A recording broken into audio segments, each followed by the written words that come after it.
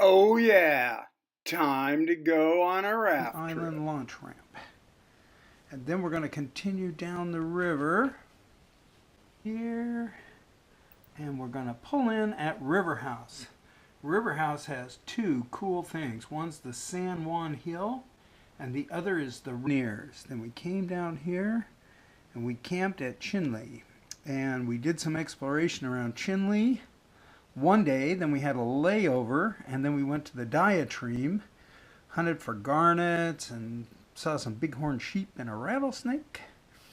And then we hit the rapids, and you come through here to 4 foot, down here to 8 foot, and then we went all the way down here to ledge. Mexican boat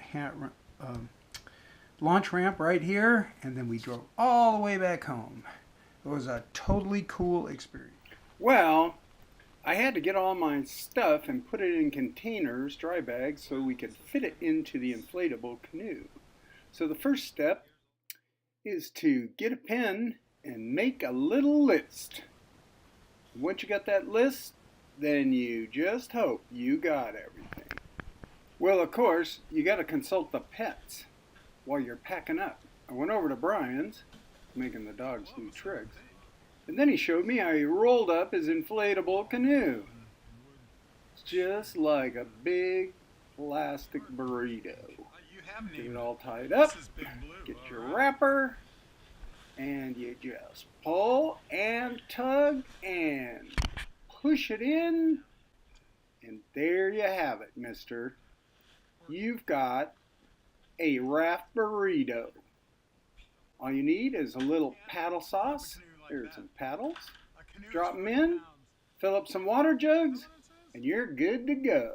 So you get up early in the morning at the butt crack of dawn. Brian comes to pick you up, and then you hit the road. That's Karen, our navigator. And guess what? It was raining, and it rained all the way to Cayena. Then it finally cleared up in Monument Valley. We took a look. We stopped off at Gooseneck State Park in Utah. Got some views. Pretty neat, huh? And then we wound up at the Recapture Lodge. Yeah, that's our motel. Got up the next morning, packed up the car, and we're down to the boat ramp. At the boat ramp, we got to meet our crew. There was Lee, Morgan, and Deb, Annie, Mitch, Rio, and Millie, Dave and Linda, Tony and Peggy, and Brian and myself. After a kind of a protracted pack-up and a car shuttle, we were on the river, and it was really nice. We were going by some sandstone cliffs. Most of the other people had some hard-shell canoes, and we had one raft. First part of the journey is basically afloat, and the river was moving at a pretty good clip, so we were making good time. Our first stop was at the Moki Steps, and as you can see, we had to get through the Russian olive, which has pokey thorns. Ow! Yikes, that hurts. The riverbanks are covered with this thick brush, but once you got past it, you could find actual pottery shards from ancient civilizations. Yeah, we saw examples of late basket maker, Pueblo 1 and Pueblo 2 pottery. Plus, we went up some of the Moki steps that were carved into the side of the hill. Next stop was Butler Wash. Butler Wash had some of the greatest petroglyph panels I have ever seen. I know they don't come out in the pictures too well, but they were pretty neat. Next, we were on to River House, where we made camp. And before we set up the tents or anything, we decided to go over and see the actual river house. It's over there on that cliff face. River House dwellings. Oh, this was really cool and very accessible. You could actually walk up and get into the actual structure. This structure is ancient, made by the first inhabitants of this arid area.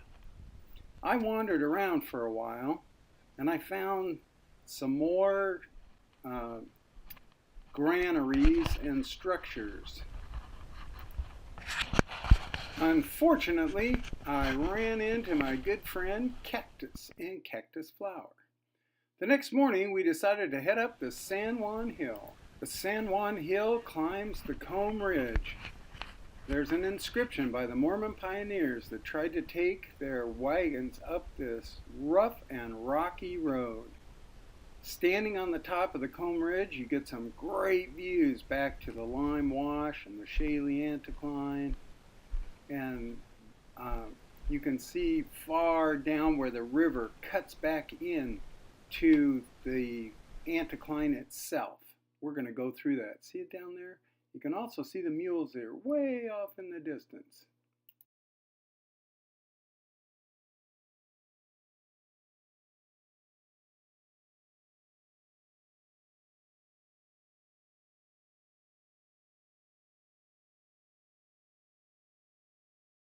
Well, it was back on the river. And there's Brian. He's doing the heavy lifting, steering the inflatable canoe. We made it down to Chinle Wash.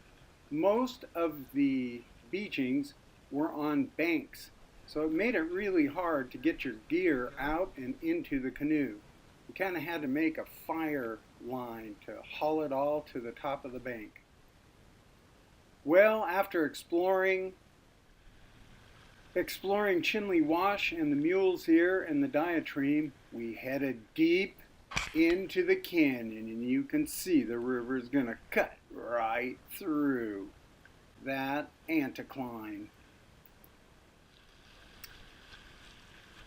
Today is the day when we get to play in the rapids. Tensions are high, nerves are on edge. But really, the rapids aren't much, and we had a good time going through them. Here's an example. We're starting in at 4-foot rapid. Which doesn't look like much, but you got to pay attention because there are some rocks hidden under those waves.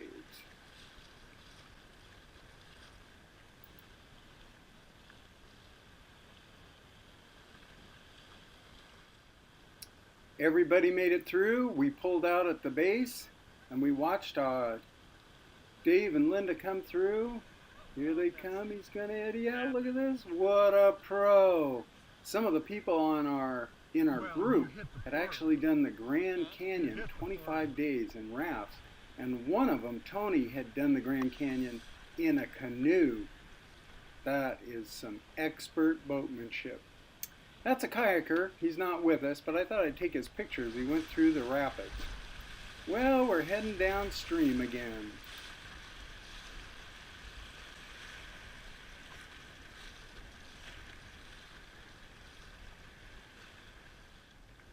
At times, we'd have to eddy out. That means that you swing the canoe back over to the bank and wait for the other people. We had lunch on a beach that was filled with fossils.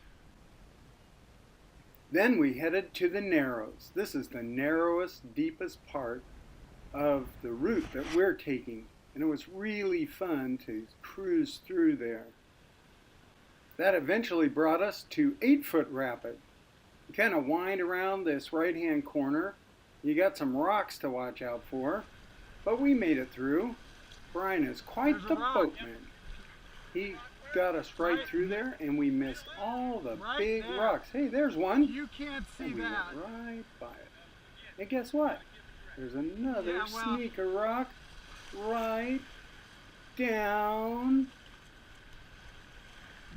here. Oh yeah, see it to the left there? Don't get in that, buddy boy.